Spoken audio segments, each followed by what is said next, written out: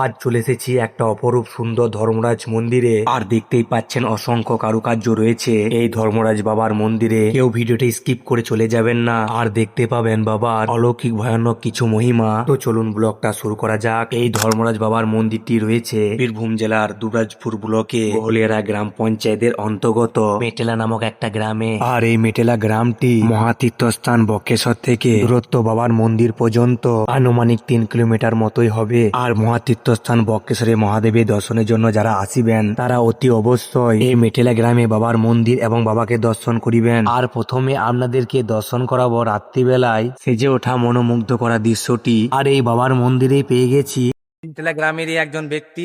আপনার নাম থেকেই বলরাম জমাদার। বলরাম জমাদার। এনার কাছে সংক্ষেপে এই বাবার মহিমা এবং তথ্য জানার চেষ্টা করব, কখন পূজিত হয় ইত্যাদি ইত্যাদি বিষয়ে। তা একটু যদি বলেন তাহলে ভালো হয়, বলুন। হ্যাঁ, আমাদের মন্দির ছোট মন্দির ছিল। গ্রামের অবদান দিয়ে 63 লাখ টাকা খরচা করলাম, গ্রামেরই অবদান। আর এই মন্দিরে পূজা হয় ধর্মরাজ মন্দির। ধর্মরাজে পূজা হয় বৌদ্ধ পূর্ণিমাতে। তো বৌদ্ধ পূর্ণিমাটা কোন কোন মাসে পড়ে? বৈশাখ মাসে, কারণবশত চৈত্র মাসে পড়তে পারে, কিন্তু বেশিরভাগ বৈশাখ মাসেই পড়ে বৌদ্ধ পূর্ণিমায়।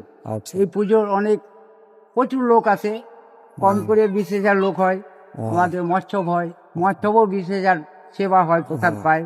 আর ঠিক ওই জায়গাটায় যাই চড়ক হয় নাকি? হ্যাঁ, ওই জায়গাটা চড়ক হয়। ওই যে বাসটা দাঁড়িয়ে রয়েছে ওই হ্যাঁ, ওই জায়গাটায়। জায়গায় চড়ক হয়। হ্যাঁ। ওই তার নিচে পুকুর আছে, সেই পুকুরটাতে আমাদের চড়ক আছে।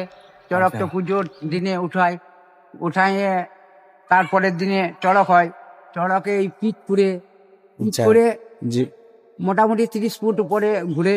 আচ্ছা আচ্ছা। তো আমাদের পিঠের মধ্যে যে কাঁটাগুলো ফোড়া থাকে, সেই ফোড়াগুলোতে কোনো ব্যথা লাগে না, অথচ আমাদের সরষের তেল দিয়ে ভালো হয়। ওটা হচ্ছে বাবার মহিমা। ওইটা বাবার মহিমা। আচ্ছা আচ্ছা। হ্যাঁ। আর যেগুলো আপনার পেটে ফোড়ে ওগুলো কামার তো নাকি?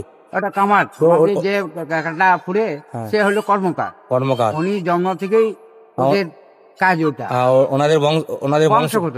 আচ্ছা আচ্ছা। হ্যাঁ, হ্যাঁ। ওটা অন্য কোনো না, অন্য অধিকার নেই? করেও না, বা অধিকারও নাই। আচ্ছা আচ্ছা। হ্যাঁ, হ্যাঁ। তো আপনার সঙ্গে দেখা হয়ে খুব ভালো লাগলো বাবু। ধন্যবাদ। নমস্কার। আর এইটা বাবা নাট্যশালা নাকি? নাট্যশালা। এইটা নাচলা। আচ্ছা, নাম গান হয় নাকি? গ্রামের অবদান একজন করলো। আচ্ছা আচ্ছা। আচ্ছা আচ্ছা।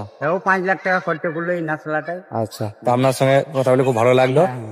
এছাড়া এই মেটেলা গ্রামের বাসিন্দা মাননীয় বলরাম জমাদার বাবু সম্পূর্ণ ধর্মরাজ বাবার তথ্য ও মহিমা আপনাদের মাঝে তুলে ধরতে পারলাম না, কারণ ব্লগটা অনেক বড় হয়ে যাবে। আমরা যদি বৌদ্ধ পূর্ণিমায় বৈশাখ থেকে জ্যৈষ্ঠ মাসে বাবা যখন ধুমধাম ভাবে পূজিত হন, তখন যদি আপনারা বাবার দর্শনে আসেন, আরো ভালোভাবে বাবার মহিমা এবং আলৌকিক কিছু রহস্যময় দৃশ্য দর্শন করিতে পারিবেন। আর আপনারা কমেন্টে জয় বাবা ধর্মা লিখতে কেউ ভুলবেন না। সবাই মন খুলে একসাথে বলো জয়।